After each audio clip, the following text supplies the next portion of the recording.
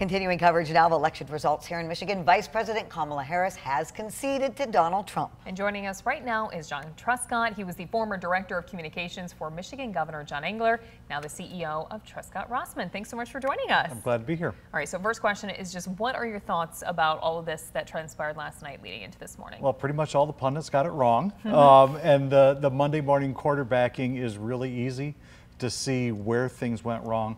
I think the bottom line is elections are about change. What are you going to do different? That's why people go to vote. A lot of them are frustrated. And the Harris campaign never really connected with the voters.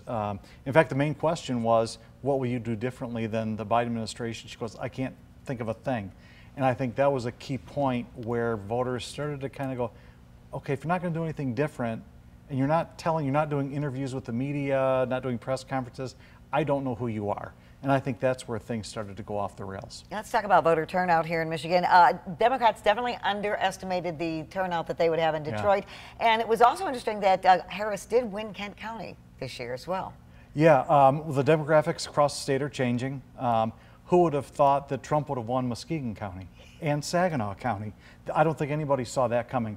I think the fact that we hit record turnout is a great thing. People were engaged, they wanted to turn out, and that's really good, I think, for the electorate across the state.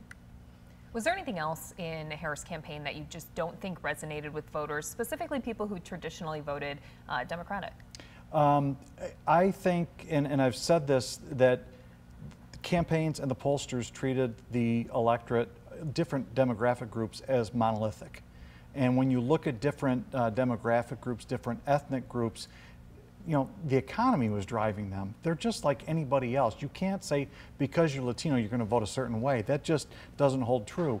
And every time people went to the grocery store, they're reminded of inflation and prices out of control and how difficult it is to afford almost anything. So I think the economy was the overriding issue. And if Harris isn't going to do anything different, we don't want to keep the same thing going. We'll look to somebody else. Okay, let's turn to the state now very quickly because the balance of power in the Michigan House is changing. Yeah, Republicans picked up, they now have a majority. They'll have the Speaker of the House. They'll control the agenda in the House. It's 58-52. What I believe this really means is it's going to force people in Lansing to actually talk to each other and work together, and that's good for everybody in Michigan. Great insight. Thank you so much for joining us today. You're welcome. We appreciate that.